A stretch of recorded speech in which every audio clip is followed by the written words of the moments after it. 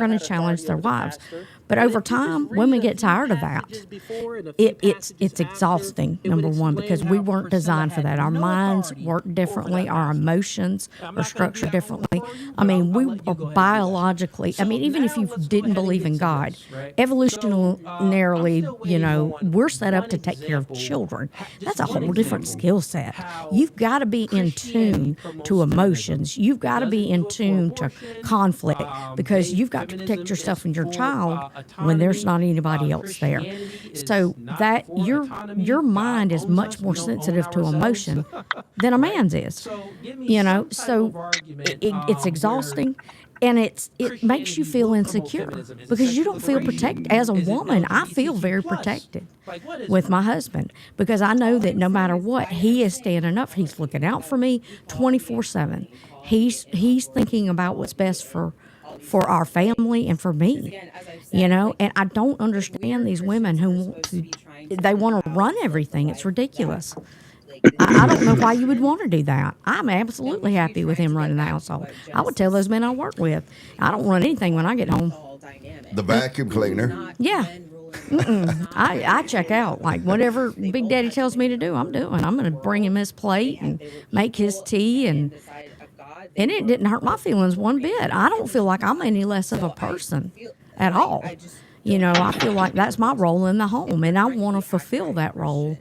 Because I know that I can wait on him hand and foot, try to make his life as comfortable as possible, try to be the best helpmate that I can to him, and I ain't never going to be out there on that roof. I am not going. I mean, unless there is something seriously, calling for me to have to help him do it, I'm not going to be out there digging up a leaking water pipe in the backyard in the mud and the cold. I mean, it's just there are things that he takes care of because he's a husband and he's a man.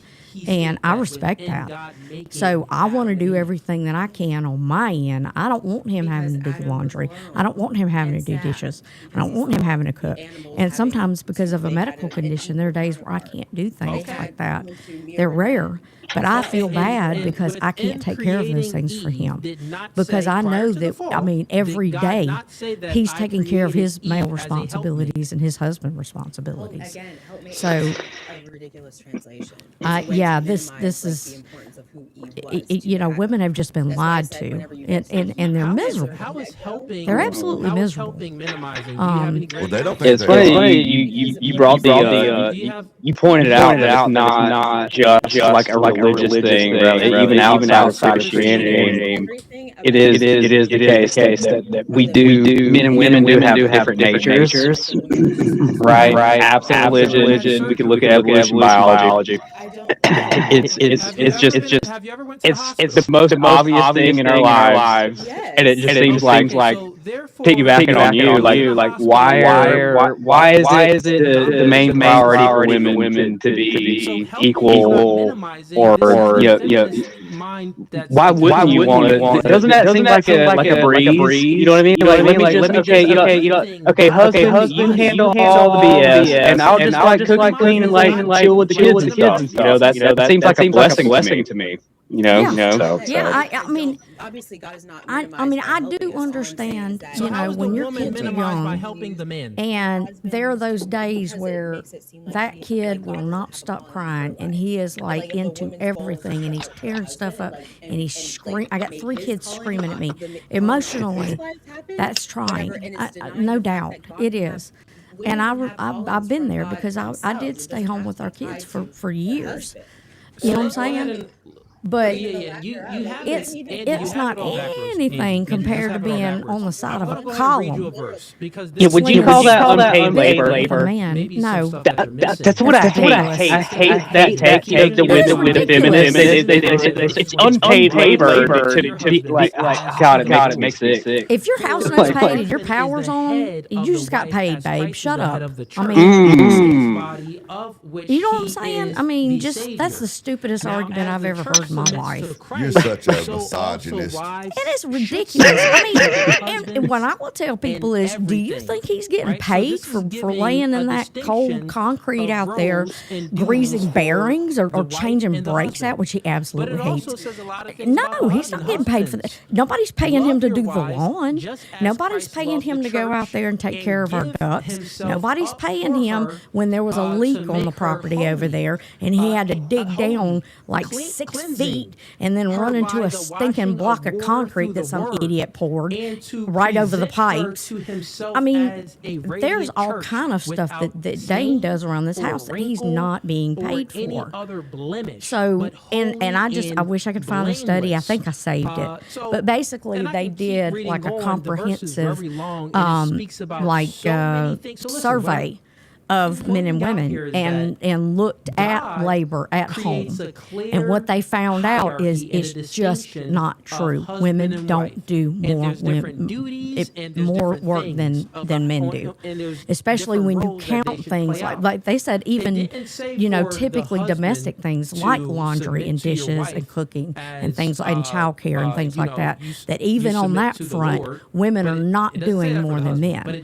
According to it was a big study, what I'm saying, that went on for a couple of years.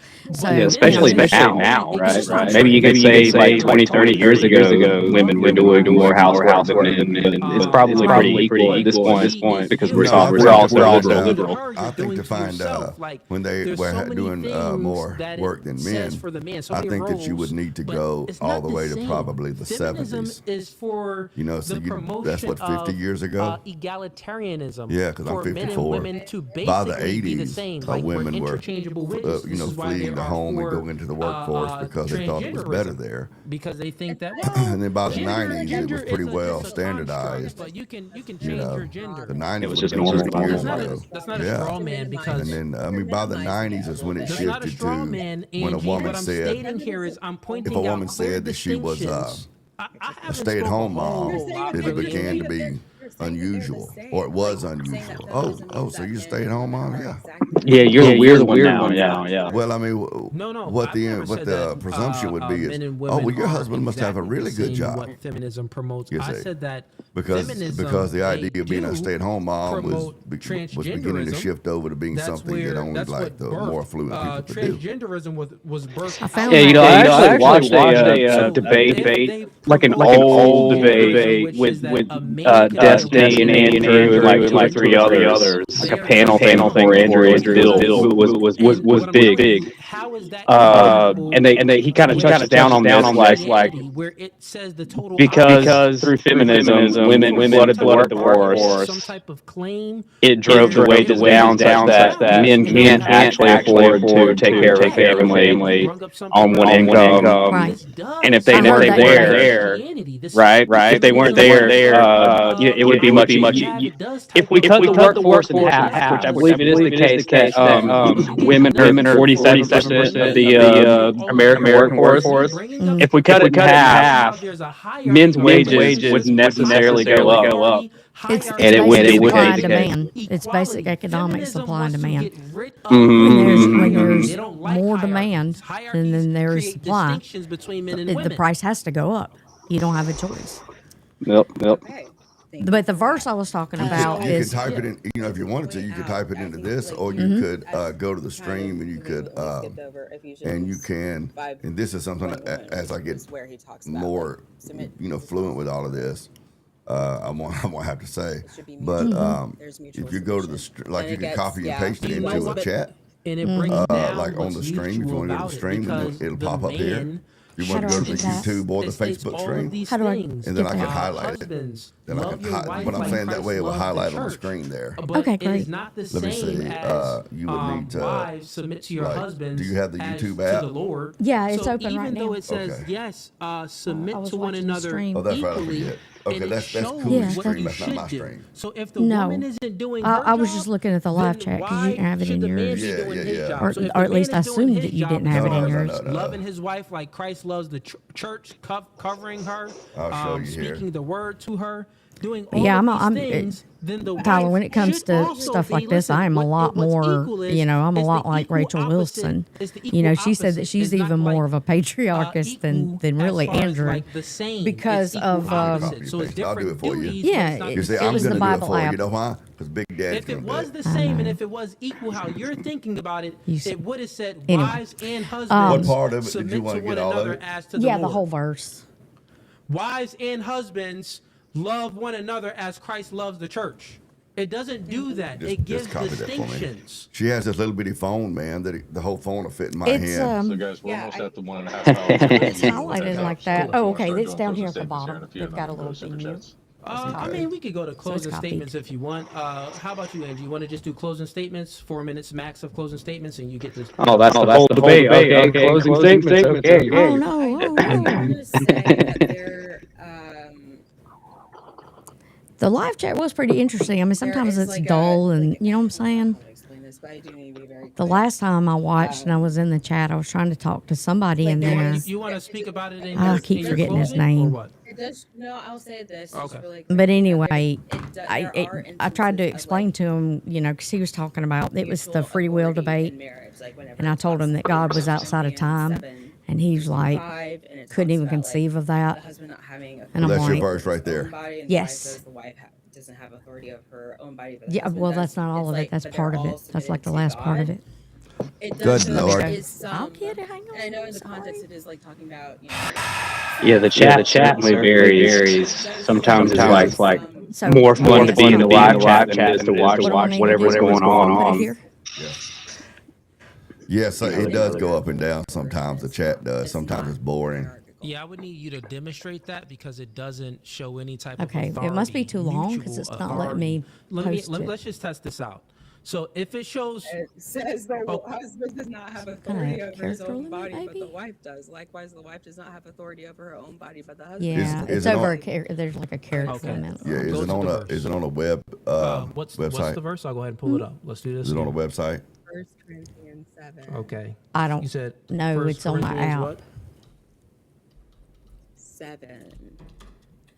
All right, we'll be right back. We're going to take a bathroom break. We'll be right back. All right, man. I hope everything comes out all right for you. The dogs out too because so they need to go out. It is like sex and everything in marriage, but it does show instances of authority, like mutual authority. Okay, I'm going to go ahead and read it. And you want me to just read, and I'm reading 7, but what area am I reading? Am I reading 7 verses 4 through 6? I don't know what's keeping my camera from focusing on what it's supposed to. 12. It's talking about, I don't know. Not what it's talking about. Well, where is it so I can read it? No, sorry. I don't know if it's the lighting. The first chunk, like the what verses, it is, but specifically verse 4 that I'm referencing. At any rate, I need to change my it says label over here because I have it. Corinthians It's verse showing 4. up that I'm my The wife. wife does not have authority over her own body, but yields it to her husband. Oh my goodness, what? In the same way, keep reading. Why are you stopping? Keep reading. What? In the same way, a husband does not have the right over his own body, but the wife Was this does. a As verse? I said, it shows I get it. I'm not trying to shy away from the things that the Bible is saying. Oh man. All I'm showing you is there's no. I'm talking. This is literally an instance of mutual authority. It says the husband has authority over the wife has authority over the husband. It is mutuality. And it's really trying to lay the groundwork of, like, no what this is person. speaking about, if you read Yes, it is talking about sex. Okay, And listen. I'll go ahead and read it to the audience, right? Because what you try to do here, you try to demonstrate how there's mutual authority. And what this is simply speaking about is like, you know, like grape, right? Like you shouldn't be like don't be, you know, you don't have any authority over your husband's body if he doesn't want it, and the man doesn't have any authority over your body. Like if you don't want it, you get what I'm saying? Like, so that's what that's saying. So it says, now for the matters you wrote about, it is good for a man not to have sexual relations with a woman. But since sexual immorality is occurring, each man should have sexual relationships with his own wife, and each woman with her own husband. The husband should fulfill his material duty to his wife, and likewise for the wife does to the husband, marital. Thank you for that. The wife does not have authority over her own body, but yields it to the man. The husband does not have authority of his own body, but yields it to the wife. Meaning that to have sex, it's a equal value exchange. That's what that's talking about. If it isn't an equal value exchange within sex, then it would be great on one side. If you don't consent to it, then that would be great. You get what I'm saying? So this isn't speaking about how the woman and the man itself, they have mutual authority. Like, this doesn't say that at all. This is just speaking about sex. It's like, it is stating that you shouldn't grape one another. What? I understand that that's what you're trying to say. No, that's what it is saying. Don't grape your wife, bro. Don't listen. If your man can't get it up, wives, don't try to like give him some sucky when he doesn't want it. And you get what I'm saying? That's what it's saying. Cooley. It's talking about grape. Yes. Not like authority in the relationship. And I can still hear it. So yeah, hang on. It is. It's talking. Yes, it is. It's within your body. Let's get to closing statements. All right, yeah, we gotta get to these closing statements. If you're saying that wives should the whole thing about submitting and all this stuff, a lot of men in the church like to say that that submission means that this type of stuff is okay. If there is like the forcing of, because like you're supposed to submit to your husbands and Tyler, can you still hear him on my screen? Statements and anything that you want to like say in your closing, then you could just say it all in your closing. Because like when we do our closing statements, I'm not going to respond to your closing and you're not going to respond to mine. We're just going to get everything that we want to speak about out. So I think this would be maybe a good time for you to do that if you want to speak about anything else. Yeah, so you got 4 minutes. Yeah, I'm going first, right? Since I opened first? Yeah, since she opened and you. Oh, yeah, she opened first, so yeah. Yeah, so she's going to get second. So you can go ahead, Cooley, whenever you're ready. But it's just not showing up on the screen. Okay, I'll start now. So thank you, Angie, for coming up for debate night. I appreciate you. But this was a complete obliteration. Angie took the affirmative position that Christianity does support some humility being she didn't make any claims, and she had no evidence even within biblical scriptures to demonstrate or prove any of her arguments.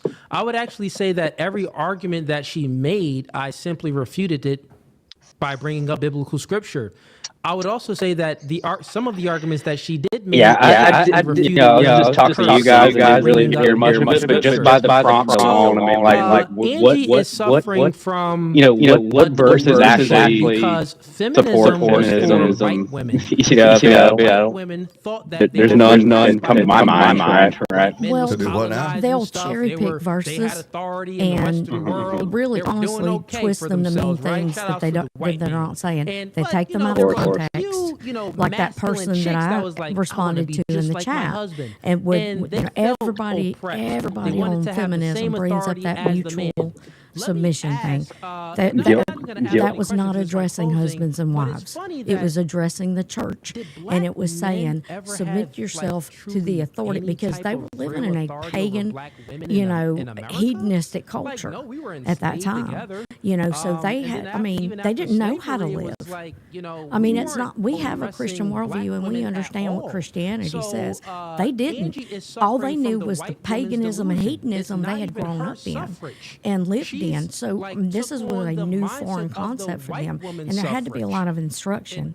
Well, a lot of those instructions are twisted, and they're taken out of context, and feminism had begun to grow in Greece at that time too. So there was not Greece, Rome, but there was a lot of, feminism popping its head up, and there was also a lot of the influence that women did have in the culture. A lot of it directly revolved around temple prostitution. That was a huge thing. So, even it was so accepted in their culture that for a woman to dress the way that a prostitute did, even if she was not a prostitute, wasn't really considered improper. Nobody thought anything of it because, those were their football players of the day. That was the Britney Spears and the, fiancés of the day. So it was not, uncommon for these women to, have the big, adorned hairstyles and things like that. So they had to start from scratch, and people will cherry pick those verses about, they talk about the judge Deborah in the Old Testament, and God set Deborah up as a judge to shame the men, not because she was an awesome woman. You know what I'm saying? They talk about Esther, and Esther did what she did out of obedience, and she could have gotten killed for it. And they don't talk about the fact that when she went to the king, her submission was so complete, she went in that throne room, could have just known that she could have just absolutely, if he refused to see her, she'd have been killed. I mean, she would have been, put to death. That is something that people who bring up Esther in the Bible miss, is that how Esther went into the throne room out of submission and not out of some sort of a heroine type thing, and that sort of thing. So, yeah, through submission, it was actually submission to her uncle and not her husband necessarily. I mean, it wasn't in rebellion to her husband, but it wasn't in submission to her husband. In that instance, it was to her uncle, who told her, because see, the thing is, when her uncle first went to her and said, "Hey, we need you to go talk to the king because there's this plot going on," she told him, nothing doing. You can look into the camera, baby. It look a lot more normal to other people, and whatever. But it's she said, "Ain't nothing doing, because if I go in there and he doesn't extend his scepter to me and receive me, I can be killed just like his first wife was, And then that's when her uncle said, "Well, you don't have to go. God will save us some other way, but it won't go well with you." Yeah. Basically saying you don't have to go, but there's going to be some consequences. God's going to save us some kind of way, but it won't go well with you. And I think there's a big thing there in regards to the feminism of today, because in the feminism of today, they're saying what Esther was saying. It's just a different words. In the feminist of today, the women of today, the modern woman says things like, "Well, I got to protect my peace.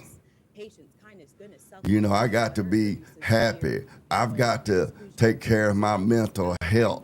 That's a couple of words that have popped up in the last couple of years that have become great buzzwords in popular culture. I got to protect my mental health, that kind of stuff.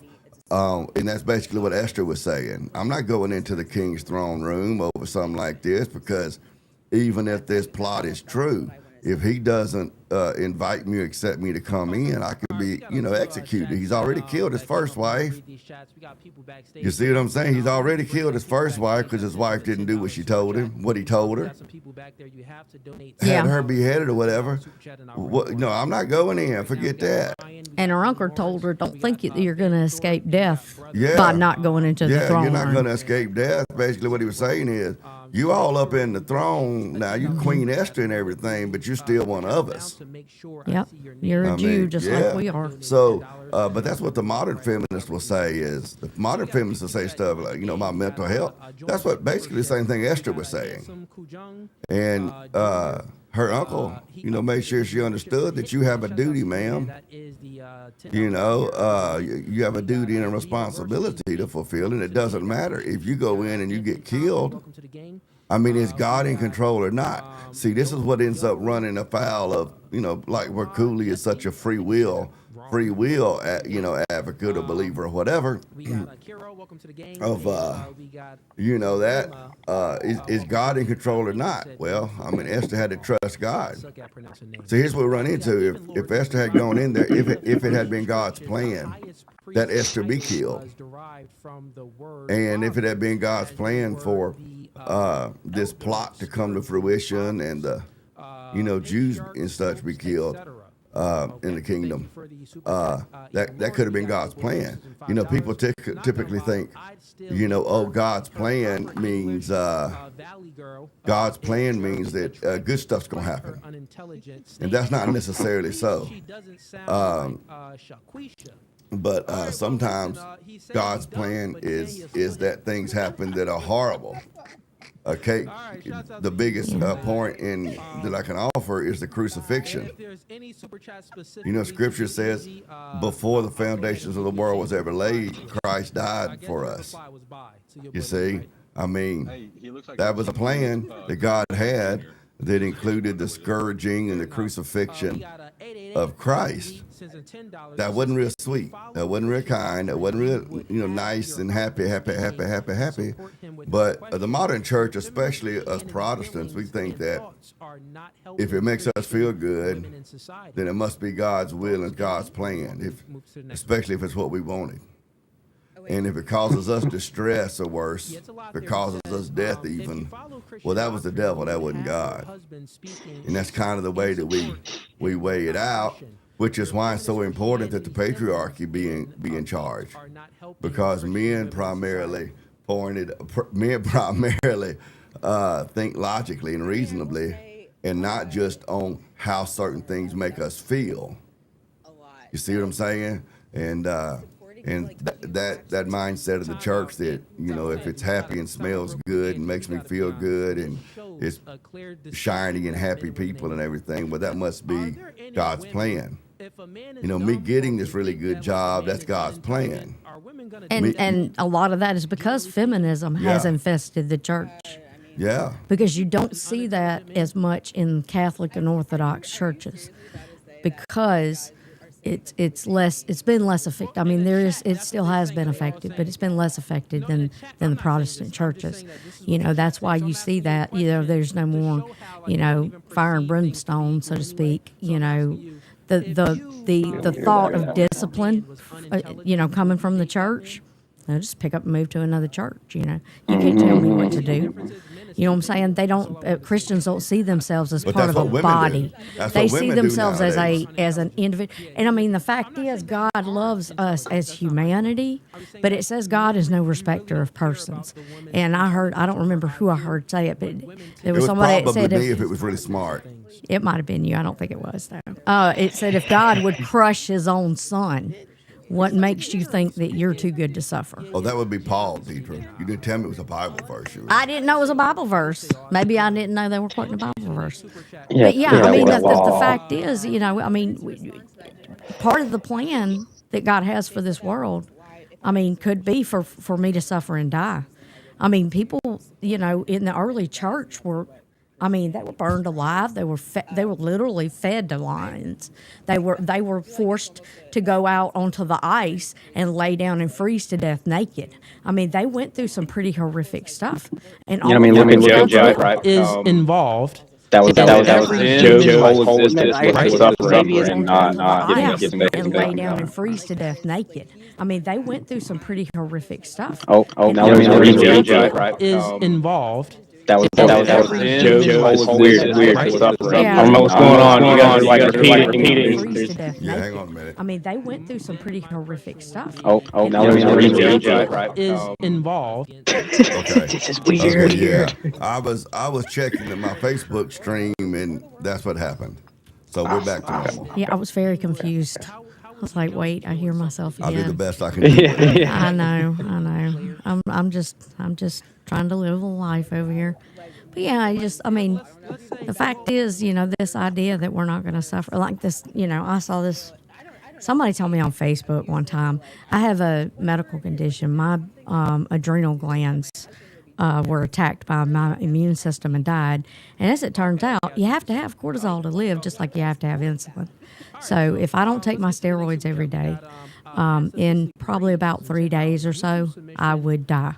That's just, I am steroid dependent, just like a type 1 diabetic is dependent on insulin. I don't know if you're aware of that, but people that have type 1 diabetes, if they don't get insulin, they will die. And they did die before insulin was developed as a drug. And I had a woman tell me, "Oh, well, God can heal you of that." And my response to her was, I have no doubt that God can heal me of this disease. But if he doesn't, it doesn't mean that I didn't pray enough or I wasn't faithful or that I did something wrong. I mean, for whatever reason, it was God's plan for me to have this medical condition. This is not a sign. And for one, I think it has a lot to do with the fact that my mom has it, and I've been able to intercede, and I really believe that I've saved her life at least twice, maybe more, because she would not carry the emergency injection that we need if we go into what's a crisis. Because if the demand for cortisol becomes enough, we have to inject a large dose of our steroid in order to stay alive. Because, fight or flight. That when your body goes into that response from either, something like, a physical fight or even an illness, your body greatly increases your cortisol, and we can't do that.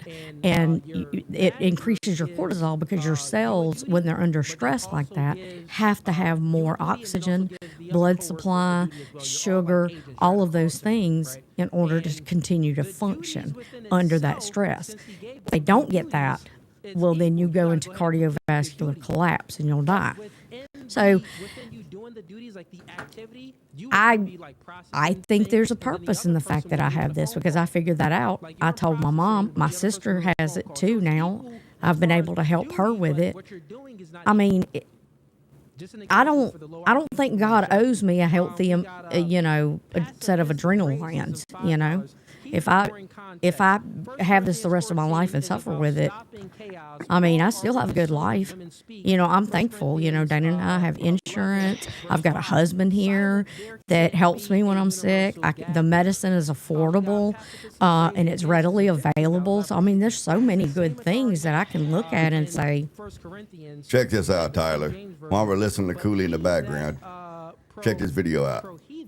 Saith unto men, to edification and vacuum in the grass.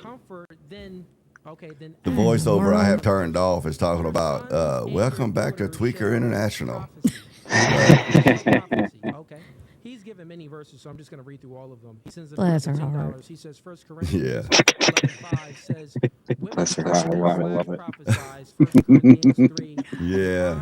Prophecy. Before Cooley back. I think. Okay. Let me respond to that. So I think that what you're basically saying is like we're not guaranteed health.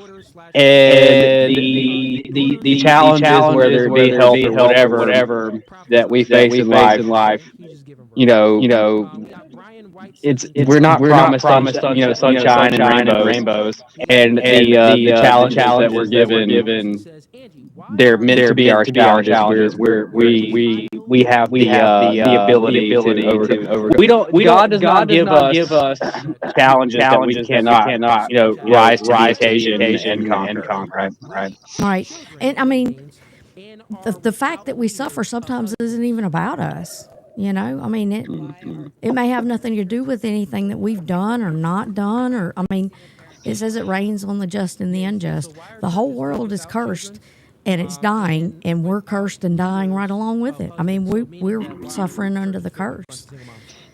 I believe that there's a plan. I don't know what it is, but I don't think that just because we suffer, it means that we've done something wrong.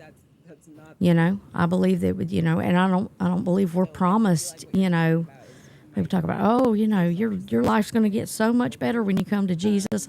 That's not been my experience. I've seen a whole lot of people start suffering because, living like a heathen, that's, it's not like it's not enjoyable most of the time. It's difficult Christian life. Yeah. it's, I hate to see it because there is just a really big lack of discipline in the Christian church, but, I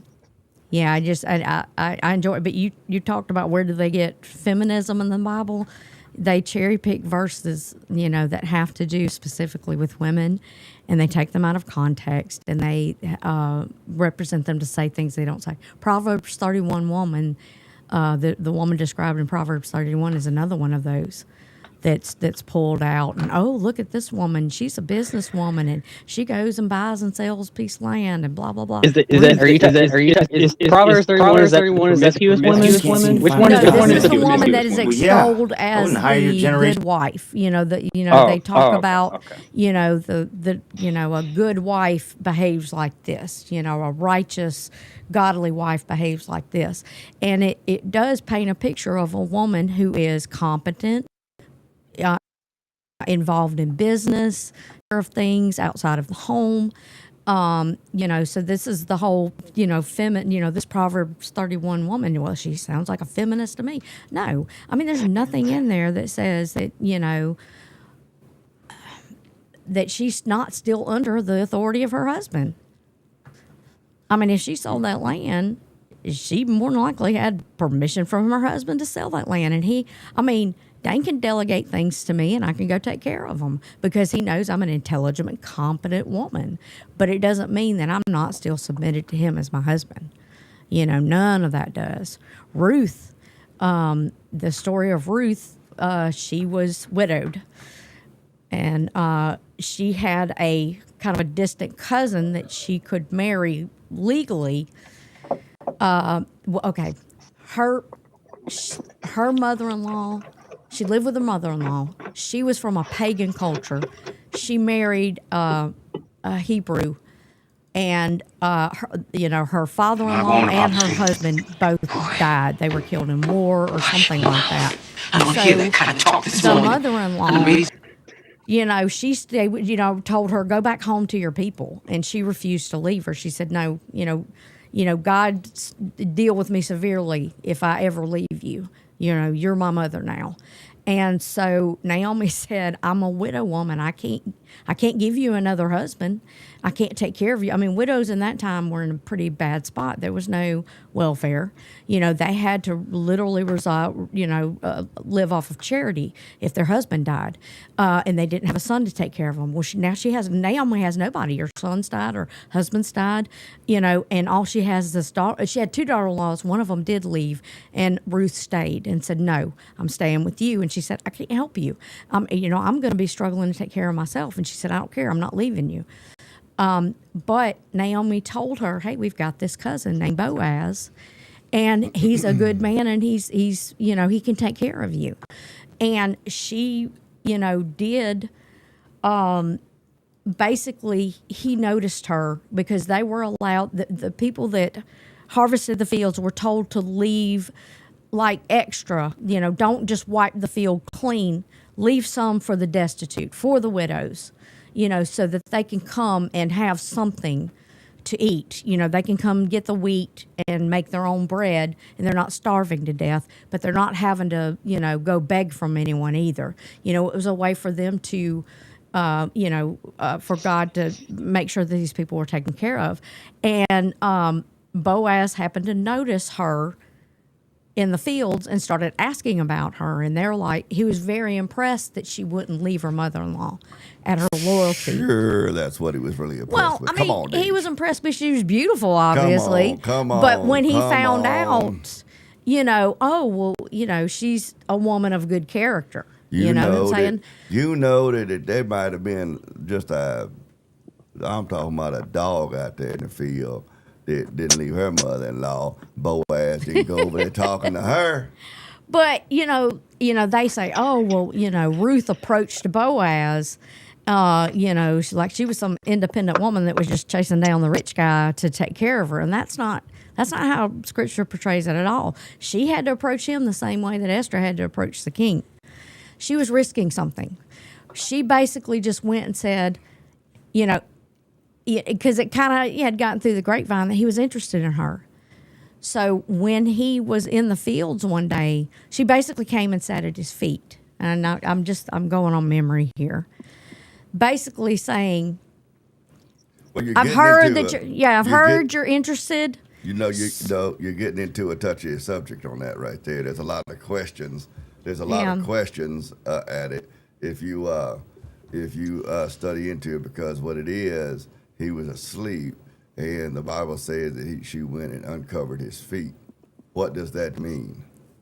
What does uncovered his feet mean? Does it mean she literally uncovered his feet, and that was some sort of a flirtatious thing, like women during Victorian times who would communicate flirtations with their little fans and stuff? Or by showing their ankles. Yeah, or dropping their little handkerchief or whatever to let some. Is that what we're talking about? Or is uncovered his feet an anxious euphemism for? I don't know what you guys.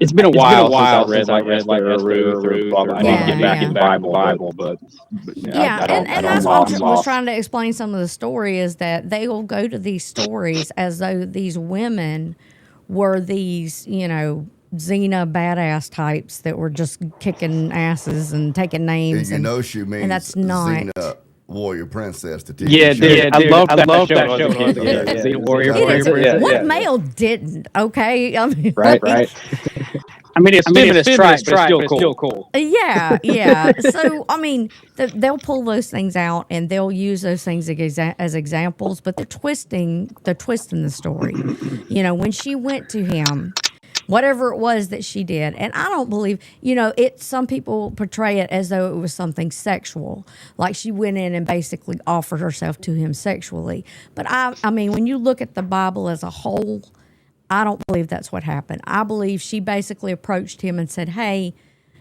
in whatever, cultural way that she could, I've heard you're interested in me, and I'm here. You know what I'm saying? And he said, hey, I'm going to marry you, but she could have been, she was risking a lot because right, well, she could, had he slept with her and then turned her away, I mean, she's a whore now. I mean, like any hope she had of getting another husband, completely gone. It's over. And she's going to be abused in the culture, and she'll have to become a prostitute because that's all.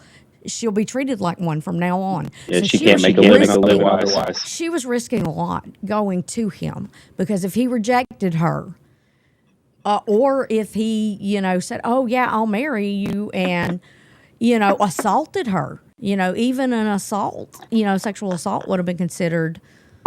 Well, what did you expect? You went to this dude alone. You're not supposed to be alone with a guy. People just misrepresent things in the Bible, and it's a shame really because the whole of feminism, and you've watched whatever podcast, I'm sure. Oh yeah. And those women, they talk about men like they're all just animals. Most men are bad. And I'm like, no. Yeah, let's choose the bear over the man. There's a lot of bad men out there, but you know what? There's a whole bunch of bad women. You know what women do when they're in authority over children? They kill them. I mean, not all the time. That's a little bit of a misstatement. A lot of them do, though. I think the point is there are more good men than there are bad men. Yeah, bad men are really, really bad, and they kind of like spoil the bunch. Yeah. But to an extent, but good men outweigh bad men by a long shot. Why do you choose the bear? Yeah, we just need to be careful with our language. Yeah, when we say, do you know what women do when they have authority over children? They kill them. And then we've got a nation, as if they're going to be looking at my podcast right now anyway, but we end up with a nation of daycare worker women. Like, what? You see what I'm saying? But I mean, I get the hyperbole because I speak Deedreese, but I'm saying that when you say, what do women do? They kill them. Well, and it really wasn't until a few years ago that, I thought about the fact that she thought about killing me. I don't know if I blame her for that. We're taught to be afraid of men from the time we're very, very young. Oh, yeah. You and I were talking about that the other day about how you realized, I don't know when it was you realized it, that you've been taught, like you said, as a child, that boys were dangerous and men were dangerous. And a lot of it, and it goes on through your adulthood, a lot of it is just outright propaganda. I mean, it is true to an extent that men have a propensity for violence, right? I mean, we're wired that way, but it's not. It doesn't mean. I think most men, at least in America, Christian Western nations, we love our women. we let you. It's so crazy. Like the very thing they complain about is the very thing that they have. Go to the Middle East, go to these other countries who aren't Christian.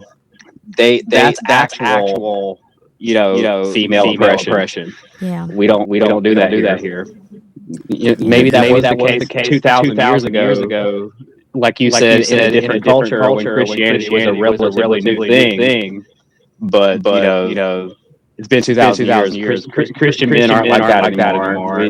We're not influenced by Christianity. Liberated women. It just didn't do it in the way that that the women that my mama called women libers wanted to be liberated. But before Christianity came in, I mean, women literally were treated as chattel. And, it was just a few centuries ago in Europe that you could literally sell your wife.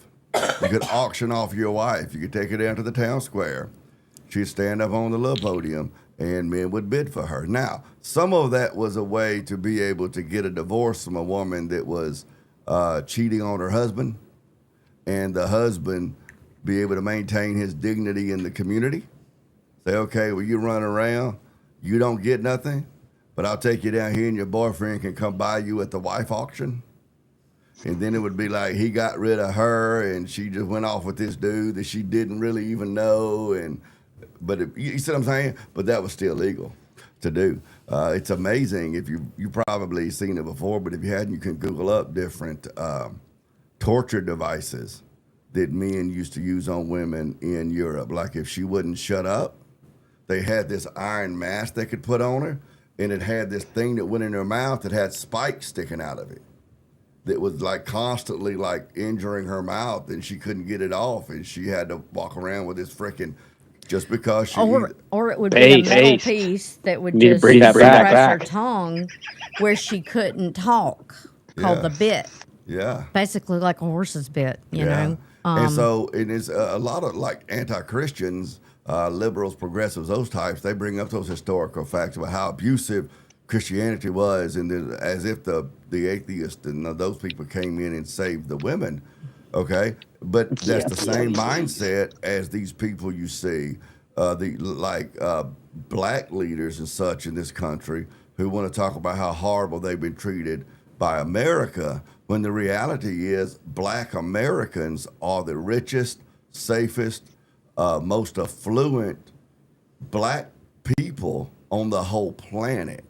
In the history of humanity. Are they at the top? Are they at the top of the socioeconomic pile in America? No. Okay, but they're not the only ones who's not at the top. But if you look at where am I at on the socioeconomic ladder, well, then that's what you look at. Then there's a whole bunch of complaints to be made. But if you look at, where did I come from? What was the situation before this? Well, then you can have something called gratitude. And that's a mistake that a lot of women make. And it amazes me, the women who make that mistake, and then they claim they're not a feminist. I'm not a feminist. If it walks like a duck, talks like a duck, quacks like a duck, it's probably a feminist. But they'll say that is they look and they say, well, because I don't have, and Deedge and I have had this argument many times in our marriage, especially in the first third or so of the marriage, is that if everything in her life, if the situation is that not everything in her life is exactly how she wants it, perfect, and just everything, then nothing is worth it. I used to tell her a lot, you have a cloud for every silver lining. But now, having not been raised by a father to teach me and prepare me how to deal with women and what to expect out of women and how women think and perceive and understand and that sort of stuff, I thought it was just her. No. See what I'm saying? Because you look around at other women you go to church with, you work with, you see in the community, you're not in their home when they're having an argument or whatever with their husband. So the only woman you hear that's going to find, I used to tell her, I could buy you a brand new luxury car, Cadillac, Lamborghini, Ferrari, whatever, bring it home to you, and you'd find something, the gas mileage, the interior color would be different. Yeah, you brought me the moon and the stars, but where's the sun though? Yeah, right. yeah. And so it's like, and I got to where I started telling her, like, no matter what I bring you, there's always going to be something else. But I didn't realize that was just a basic XX chromosome trait that, for the most part, needed to be ignored as much as you could ignore it. You see? Yeah, they're wired to secure the best provider that they can. Yeah. Right, so they have to criticize constantly. Yeah, so that was kind of the thing, So these feminists, they look and they say, well, feminism came along and freed women from being able to be treated like that, because all they're looking at is the discomfort or whatever, or they would call oppression at that moment. And they're looking at where we are now. Mm-hmm. And they're saying, oh, feminism has done this. No, the church began doing this, going all the way back for the centuries before that. Yeah, the very thing that they accuse Westernism, Christianity of being the worst at is the very thing that Christianity, Western nations are the best at. Right. It's so adverse. Like where would women be or minorities or whatever if it were not for like the idea that we have as Christian Western nations that we live by and build our societies on. Feminism could not exist were it not for the Protestant churches.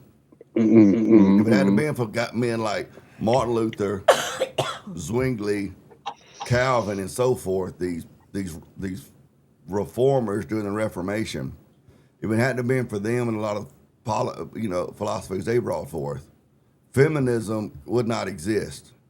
You see what I'm saying? And I mean, I'm in this flavor of churches, so it's not like I'm talking about those people. I'm talking about the philosophies I'm under. Mm-hmm. But yeah, because I mean, the Catholic Church had authority, whether what they were saying was right, wrong, or in between.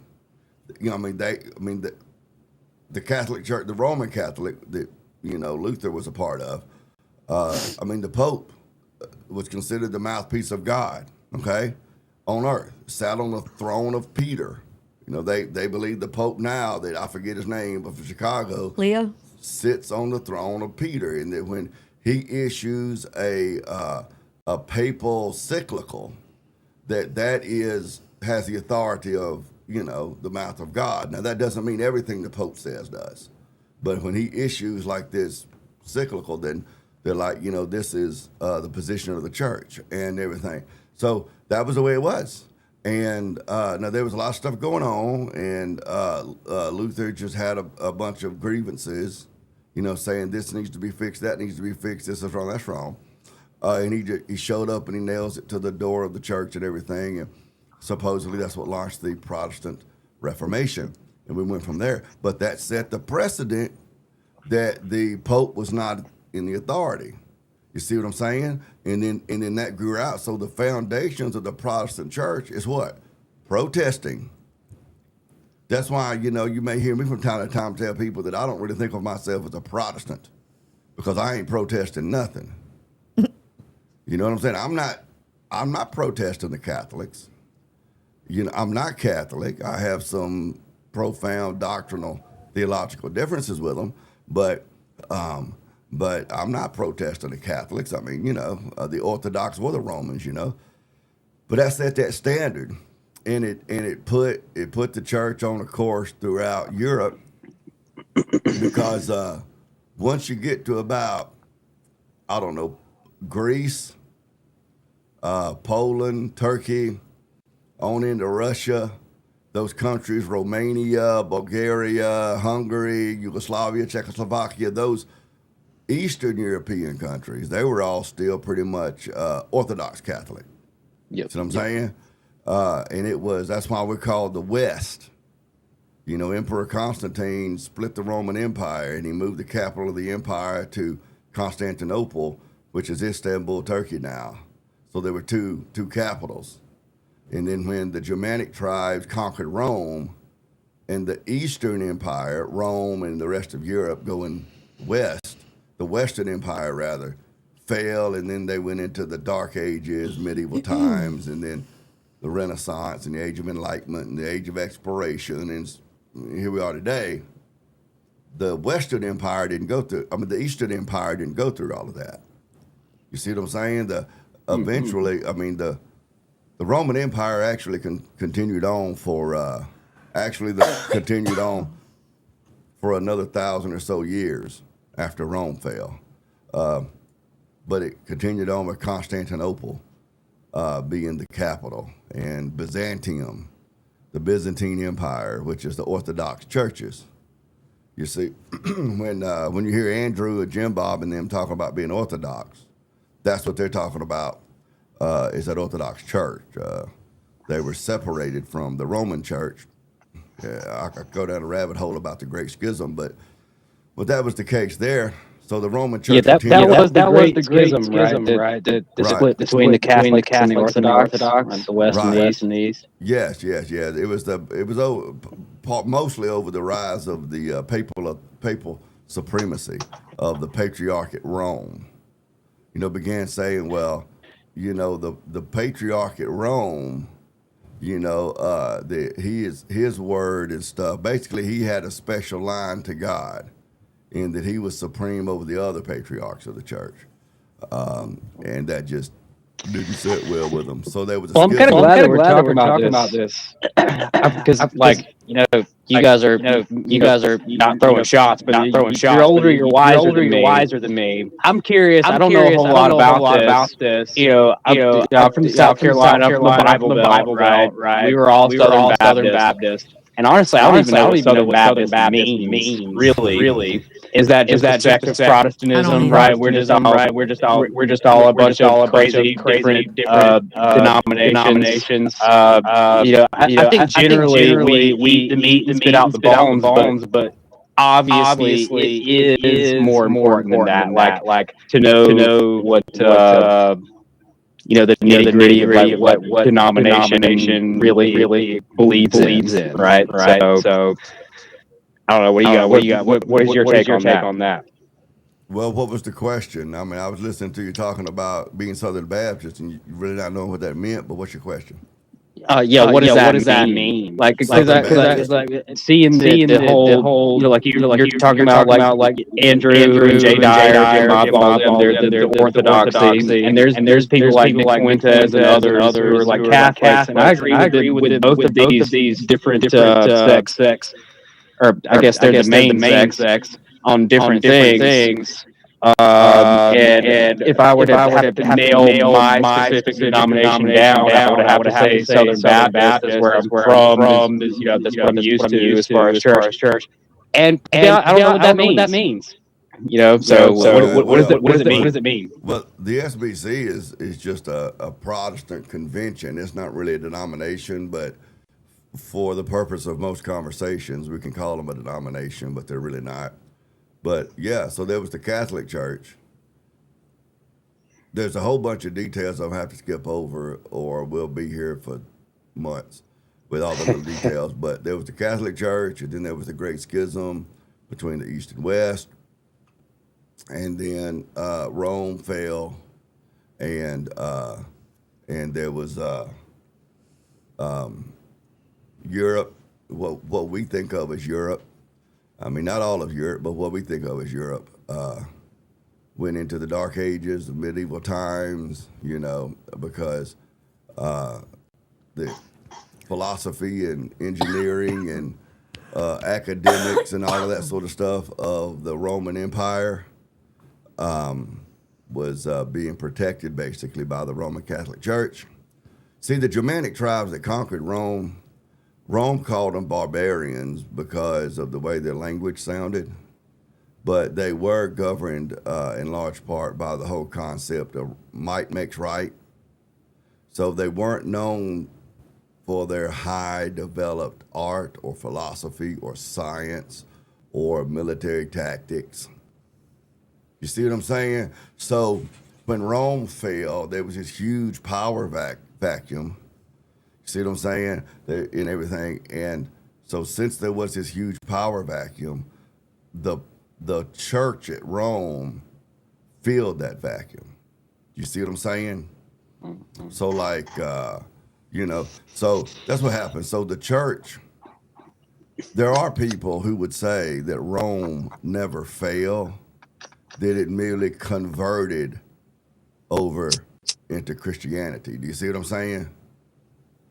That the emperor of Rome, the Roman emperor, basically became the pope of the Roman Catholic Church. You see what I'm saying?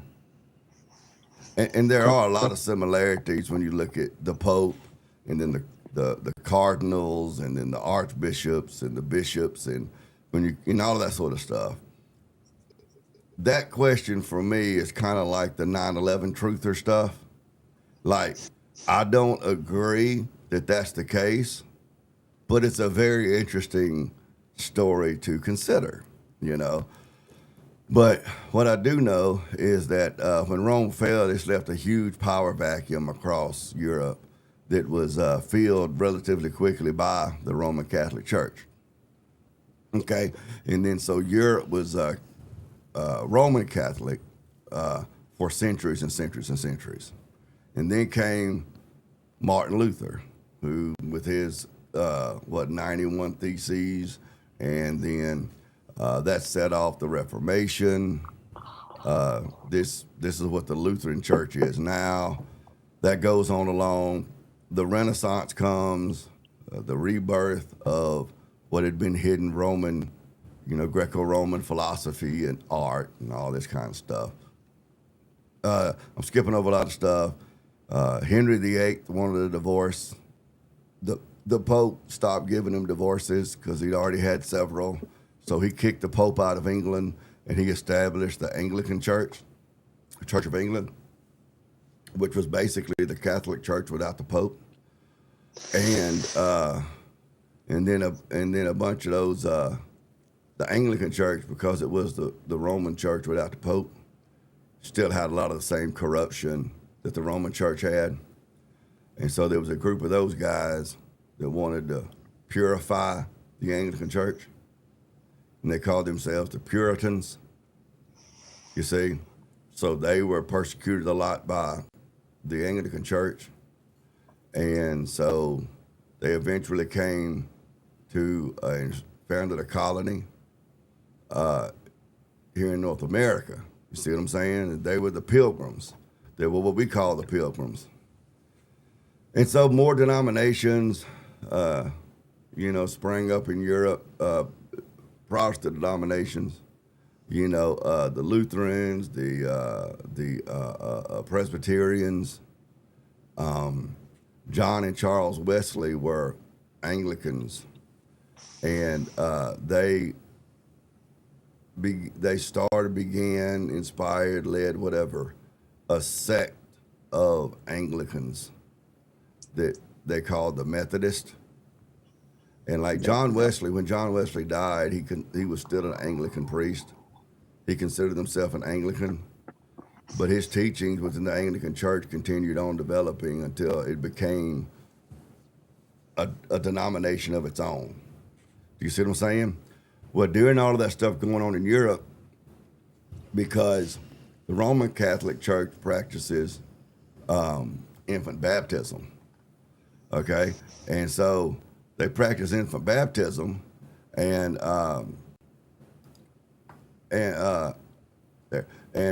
practice infant baptism, and so they believe that that the baby's destiny, eternal destiny, has been sealed at that point. Okay, so and some Protestant churches also believe that, and so there were a group of Protestants that popped up that started preaching, believing, and such, to be believers' baptism. That once you became a Christian, that you got baptized. Okay. So their people to join their church was referred to. People said that they got baptized again. Okay. So they started being called the Anabaptist. Okay. And all that means is rebaptized. Okay. All right. Your Amish, for instance, are Anabaptist. There are a whole bunch of Protestant denominations that would come from that root or would fall under that umbrella name because they were getting baptized again. Okay. Well, what it boils down to is like, that's what separates the Southern Baptists. That's the main thing separates any Baptist, is that we believe in that believer's baptism. Okay, you see what I'm saying? That's what we believe in. So the Baptists, though, have never really been known until relatively recent times, and even still today, have never been known for their very high theological education and understanding. You see, now in the last, over the last centuries, that has really changed significantly. But whereas like your Catholics, your Anglicans, your Episcopalians, and the Anglicans and the Episcopalians, Tyler, are basically the same. Episcopalians are American Anglicans. Okay? After the Revolution, the Anglican Church didn't want to have, the American Anglicans, they didn't want to accept an Anglican bishop because the head of the Anglican Church is the crown of England. And we had just gotten finished fighting a war with King George. Yep. You see? So what they ended up doing is going through a Scottish branch of the Anglican Church. And because what the Americans wanted the Anglicans to do is to appoint a bishop, an Anglican bishop, who had been born an American. See what I'm saying? They didn't want to do that. They wanted to send over an English bishop. See, so the American Anglicans said, no, we just, the Scottish branch of the Anglican Church appointed an American-born bishop. You see what I'm saying? And so the American Anglicans said, well, we'll do that. And they called themselves the Episcopalian Church. Episcopal is actually a form of church government. There are a lot of churches that govern themselves with an Episcopalian government structure that are not the Episcopalian Church. You see what I'm saying? So at any rate, those churches, the Lutherans, the Episcopalians, the Methodists, it's late, but I'm sure there's some I'm missing. They've always been well known for their educational standards for their clergy and the way that they promote education and entrepreneurship and stuff like the Presbyterians as well within the church. The Baptist, you may hear me sometimes refer to Lower Baptist and Upper Baptist or whatever. This is kind of one of those things that makes a difference. When the nation began expanding westward, you ended up with people who lived very, very, very far apart. You had Christians that lived very, very, very far apart. And so there would be, a lot of people who didn't have a clergy. You see what I'm saying? They didn't have church buildings. They didn't have clergy. They didn't have very much church community. So as the nation expanded westward and southward, you had Christians who needed clergy. They needed to be able to worship together and those sorts of things. But the Protestant churches couldn't really supply that to them from a higher government level, like the Lutherans, the Anglicans, the Presbyterians, the Episcopalians, the Methodists, like those churches could do. They just didn't have the staff, let's say, to send out pastors. And like, if in 100 square miles you had, I don't know, 30 people, or let's say 30 families within 100 square miles, they're a long ways apart from one another. So where are you going to build a church? And how are those people going to be able to, because people say what they want, the church has expenses. So where are those people going to be able to come in and financially support that church? Mm-hmm. Because people can get real super spiritual if they want. I've been there and done that. These people say, well, if the Lord has really called you, well, he'll provide for you somewhere to live and food to eat and stuff. Yeah, darling, he sure will. He's providing me with you. You know what I'm saying? Yeah. Mm-hmm. But it's kind of like that not in my backyard thing. Everybody wants, prisons, but not in their backyard. Everybody wants, a new power plant or whatever. Just don't build it in my backyard, Right. So, so that was a thing. So there was a big problem. Like this whole thing of going to church every Sunday is really a fairly modern invention. Because back then, the pioneers and stuff would go for, months and months and months and months. And they could have prayer with their own family in their homes and maybe their nearest couple of neighbors. But there was no clergy. Yeah, there was no church. There was no church. There was no building. There was no worship service like that. And so what happened was two things happened. One thing happened was a man like John Wesley, like I talked about a minute ago, the Methodist Church, they would build little small churches, like little home churches, ever so often around the countryside, and it would be almost like a vending machine route or a paper route. And so those churches, there might be a dozen of these churches, 24 of these little old churches, and then have one pastor. And that one pastor would get on a horse, and he'd ride a horse from church to church to church to church to church. Well, you may only get to pastor at that church once or twice a year. See what I'm saying? Because he's moving around. Yeah. They were called circuit riders. They would have a circuit of Methodist churches, and they would just ride from. We're talking about some dangerous stuff. We're talking about some of this stuff went through like Indian country and stuff.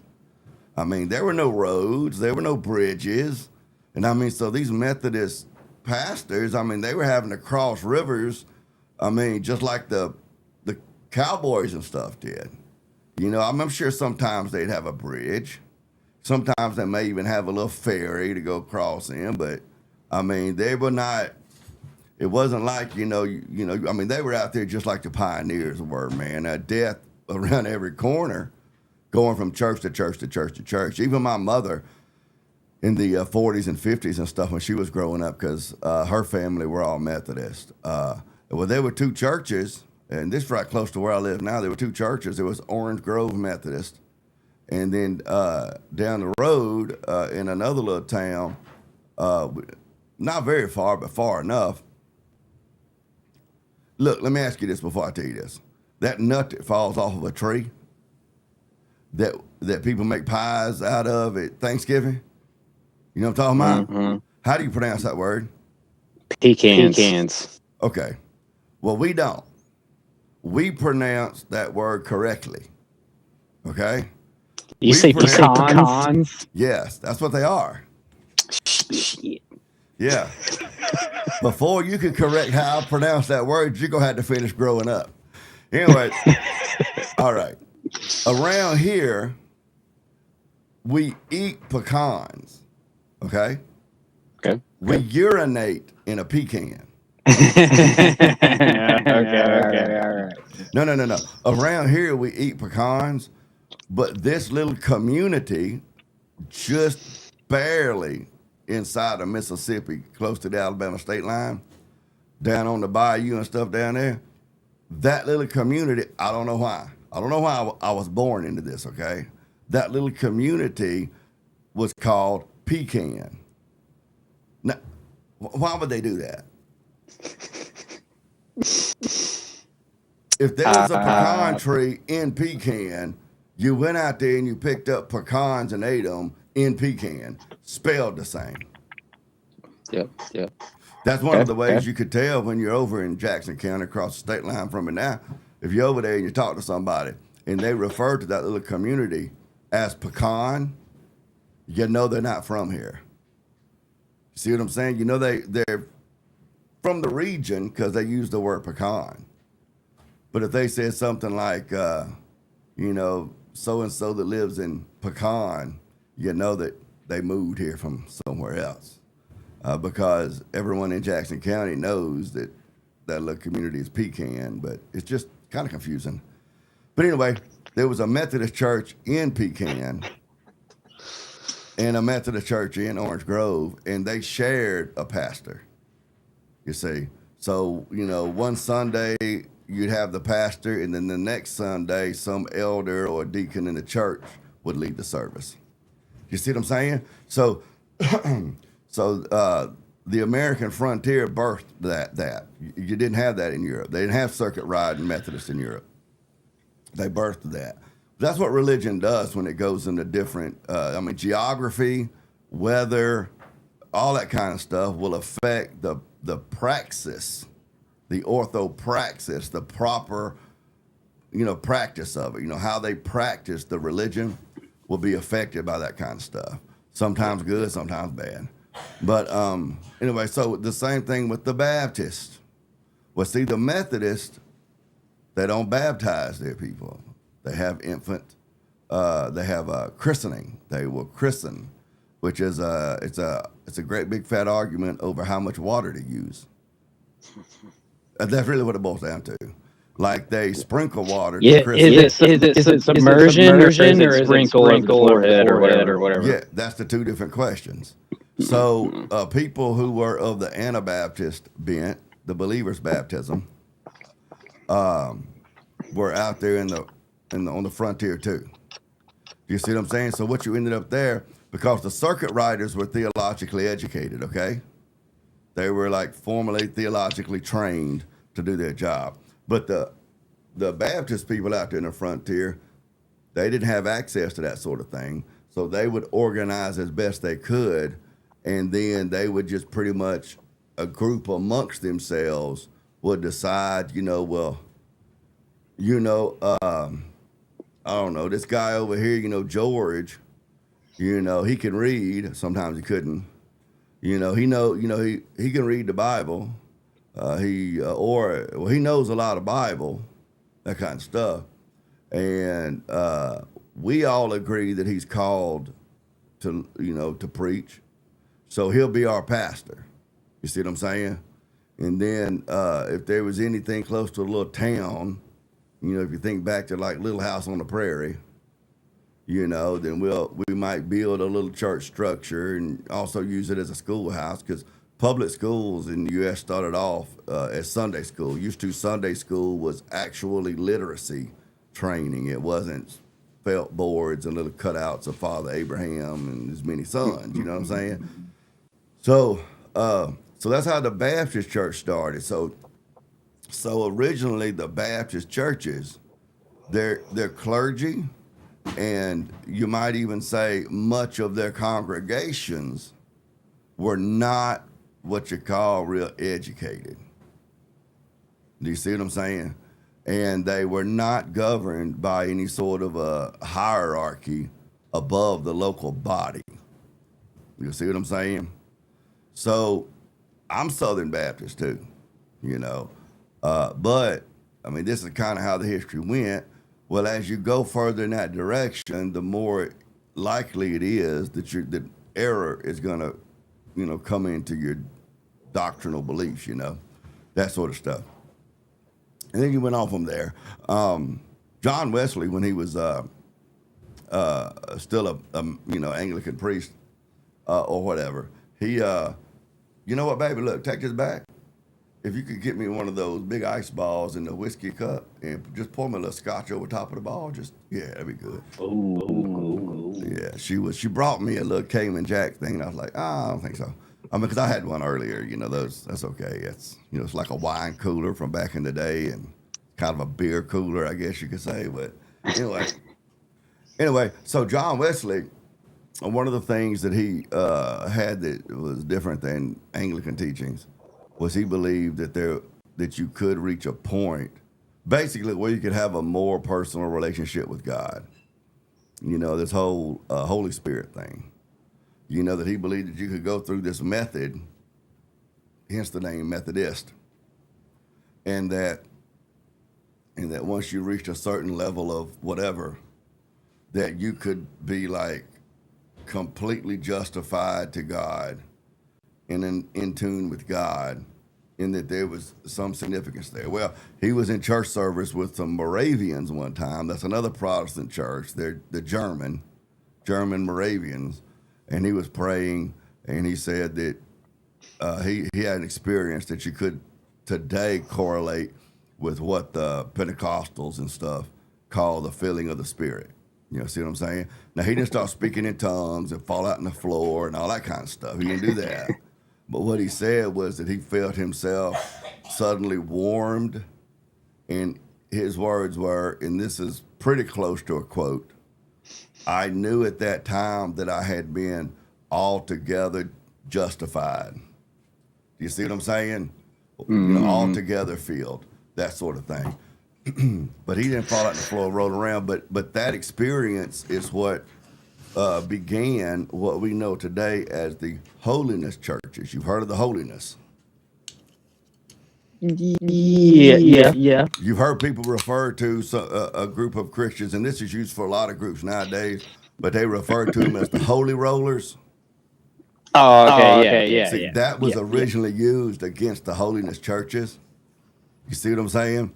And everything. Well, that goes back to John Wesley, because that was the whole move of the Methodist Church, was moving towards a holier lifestyle, having a method to attain that holiness, and that's what John Wesley believed he had attained when he was warmed and been altogether forgiven and filled and everything. And so it began as a sect of the Methodist churches, not sanctioned by the Methodist churches, okay? And so the holiness churches went on, and they, because of that drift towards more focus on the Holy Spirit, then that moved on into things like speaking in tongues and laying on of hands and prophecy and the gifts of the Spirit. Yeah, I'm not with all that. I do like the idea of like, and I guess this is really what I'm kind of trying to get at. Like, maybe I'm wrong, but I think it is kind of a Protestant idea that we don't need the priest. We don't have to go to confession, whatever. We can commune directly with God.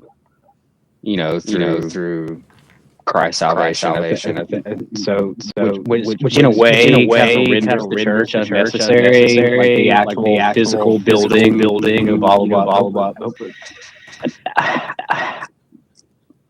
I don't like the idea of there being another man who is like, okay, you have to talk to me to talk to God. Is that maybe this is like a primitive and silly interpretation, but that's kind of what I get out of it, right? Like the whole idea that we can commune with God directly through Christ's salvation.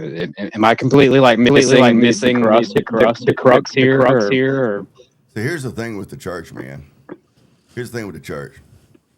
Salvation is a fairly simple thing, right? The Jews asked Peter on Pentecost, on the day of Pentecost, oh no, what do we do? Peter said, oh man, I got you, ain't no problem, I got the answer for you.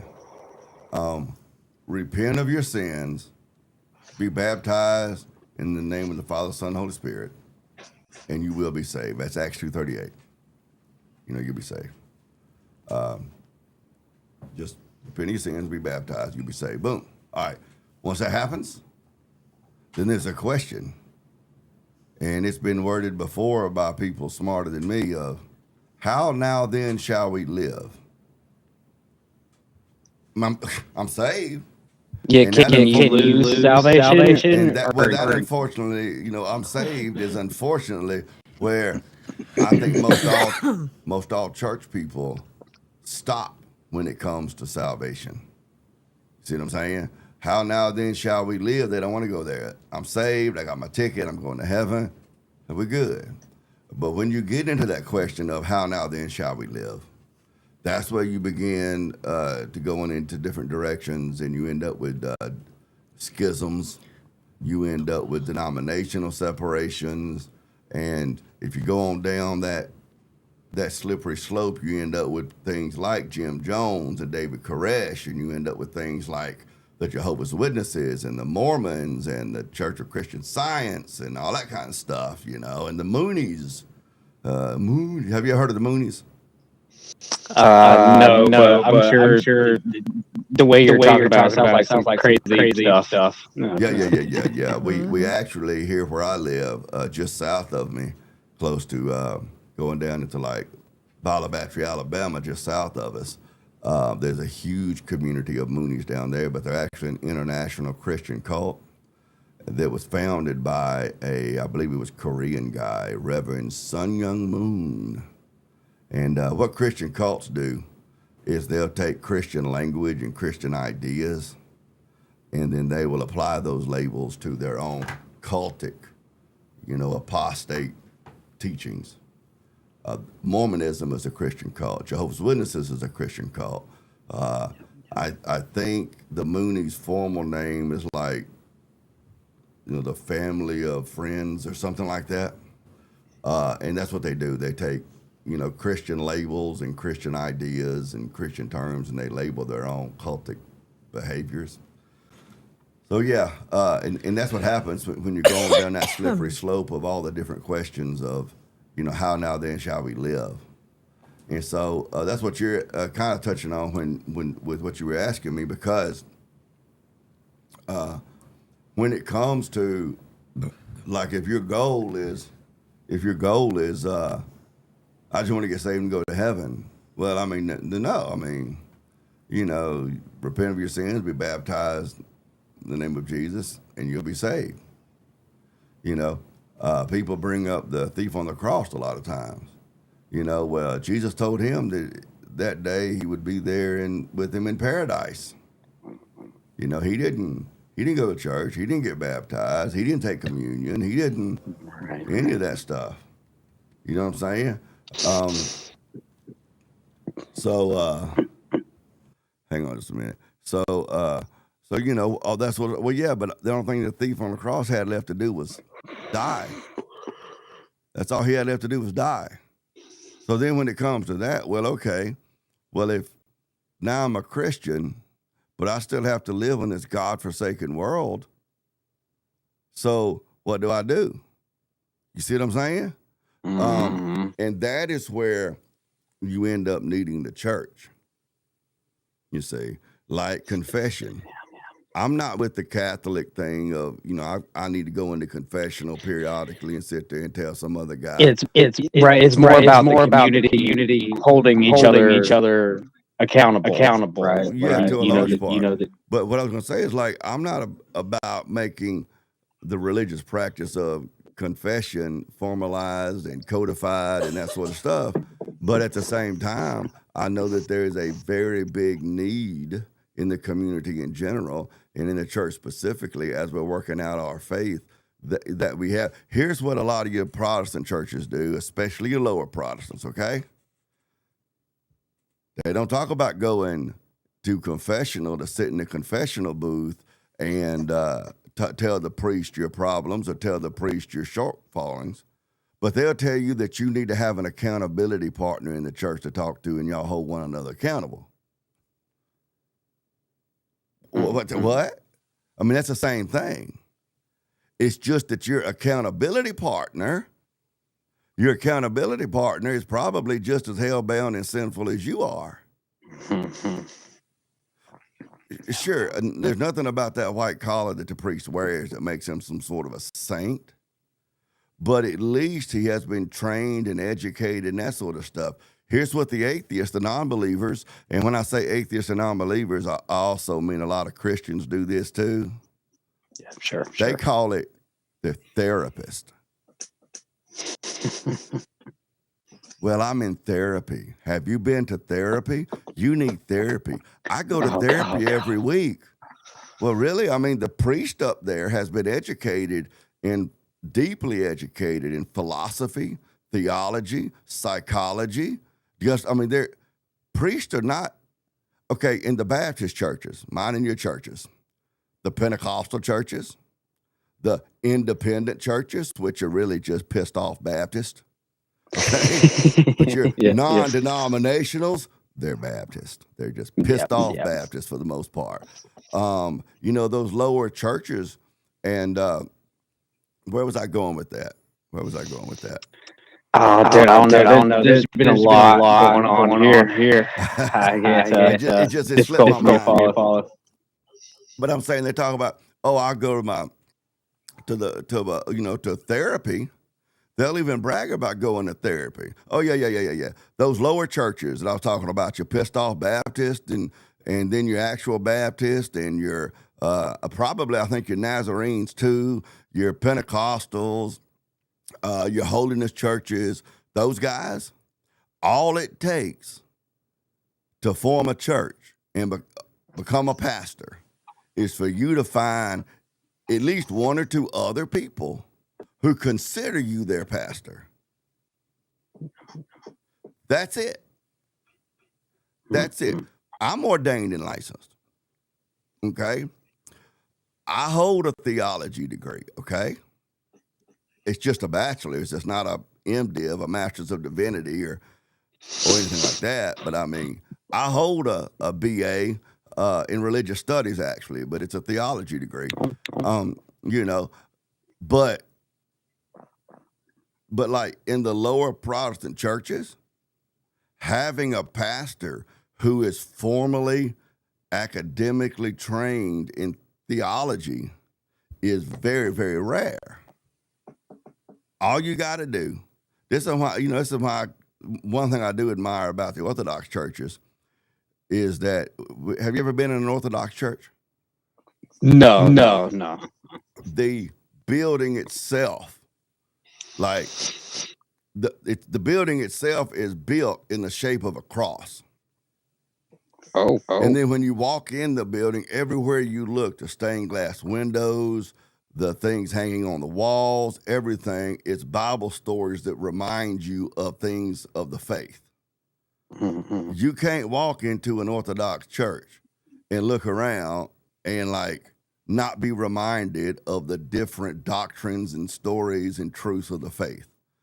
I mean, it's all over the place. I mean, so the church building itself and the furniture and the decorations and stuff are all there to keep you reminded of who you are in the faith. See what I'm saying? And then I contrast that by us Baptists, me and you. Man, we'll take a closed down Kentucky Fried Chicken and put a church in it. Hell yeah. I mean, that's just what I'm saying, man. I mean, we're like a Mexican restaurant, man. You can find us an old Dollar General or a Taco Bell. And if we can't find one of them, we'll just throw up a circus tent in the middle of a cow pasture somewhere and call that church. Isn't that right? Right. Where two or more gather in my name, that is church. Right? We can make church anything. Well, that's what people say. The verse that you're quoting, I'm working from memory, where two or more are gathered in my name, there I am in their midst. Isn't that what it is? Because I'm thinking of another something verse. Something like that, yeah. Yeah, like that, there I am in their midst. That doesn't necessarily mean that's church, though. See, because you get into this limitation of the English language. Do you see what I'm saying? So the word that we call church.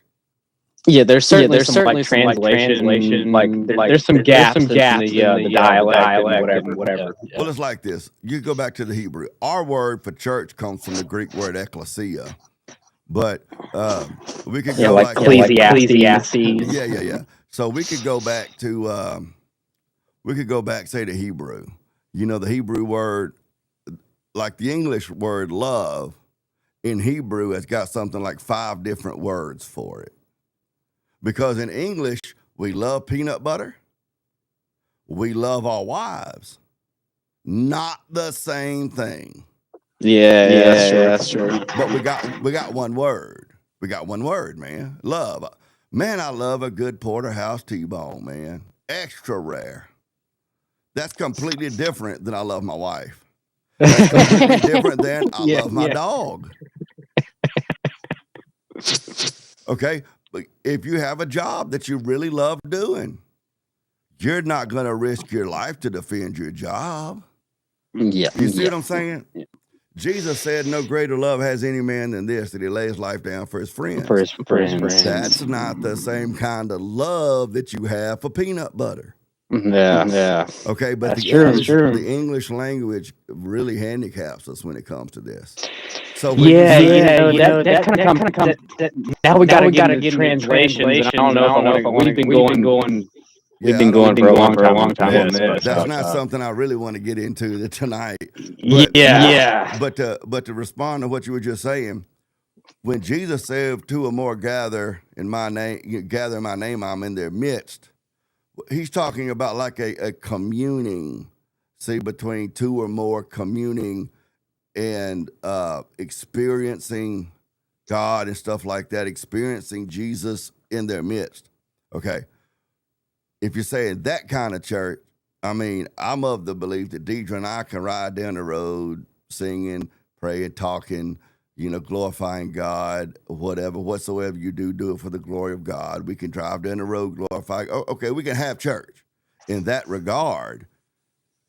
But when it comes to the authority of a church, you see what I'm saying? Or when it comes to an establishment that's responsible, because you know what the Great Commission is, right?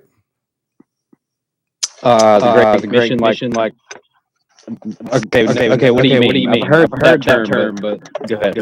We were given a commission by Christ. The church was given a commission, a job description. Why didn't Christ, when he was resurrected and defeated death, hell, and the grave, why didn't he just say, okay, fellas, we out of here? And the disciples and stuff, the people that believed in Christ. Okay, the Great Commission, like to go and save souls, right? Minister. That's the idea I'm asking you about. But the reason Christ didn't just say, okay, fellas, we're out of here, is because there were a whole bunch of lost people on the planet. Right. And so the purpose of the church was to go and to reach those lost people, right? And here's how Christ worded it, because language is important. He says to go and make disciples of the nations. Okay? He didn't say go make converts. He said go and make disciples of the nations. And that's one of the things that the Western church, and when we say Western church, we may as well say Protestantism, is failing miserably in today, is making disciples. Part of discipleship is discipline. Yeah, disciple. Yeah. And so, and teaching the truth of the word. You see what I'm saying? And teaching the faith and, and that sort of stuff, and having some sense of authority and leadership over the people that go to the church. So when you say, you bring up this verse, where 2 or more gathered, I'm there in their midst. Yeah, okay, that's true. But it lacks discipline. Well, there's got to be some sort of a structure of leadership if we're going to actually, as Christians, live out that Christian life. Otherwise, hierarchy. I live it however I want to live it. You live it however you want to live it, and we can just pick and choose. Yeah. Does that sound masculine or feminine, Tyler? Yeah, sounds feminine. Very feminine. Very feminine. You see what I'm saying? So, I mean, I could easily go and be Orthodox, Roman too, but I could easily go and be Orthodox if it wasn't for just a few things like, the Catholic Church's veneration of Mary, the Mariology, that sort of stuff. Things like the Catholic concept that the saints and that sort of stuff are like looking down on us or something, and we can pray to the saints, for different things, and and the whole idea of Mary being Queen of Heaven. I don't agree with the worshiping or the Mary and the saints. Yeah, I think I think what we're getting at here is we liked how strict and serious the Catholics, the Orthodox are versus like the Protestants. We're all just hippie Jesus now, right? It's the church of be nice. Yeah, Jesus is my friend. Yeah, he's my friend. He's my boyfriend, or whatever it is. He's my homeboy, and he's my great big Santa Claus in the sky. So Jesus is my baby daddy, and he's my homie. Yeah. Like that meme that I've seen on Facebook before, where it quotes women saying, only God can judge me. And it's got the big, long, flowing, white bearded guy in the sky. And he's going, you're a whore. You know what I'm saying? I mean, yeah, only God can judge me. You're a whore. You know what I mean? That's what God's saying to her, Yeah. Only God can judge me. Oh, yeah, he gonna judge you, all right. He's judging you. We see it too. That's my problem. That's my conflict with a lot of / most all of the Protestant churches, which, as a reminder, I'm part of, is that they have really dropped the ball really missed the boat when it comes to really respecting and honoring the holiness of God. And holy means basically being set apart for a specific purpose. So like the fact that God is separate from us.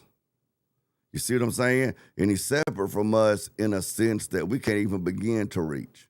We can't reach God. That's why God had to come down to us. Right. God was so high and mighty and holy, man, we didn't have a prayer of reaching God. This was the issue with the Tower of Babel in the Old Testament.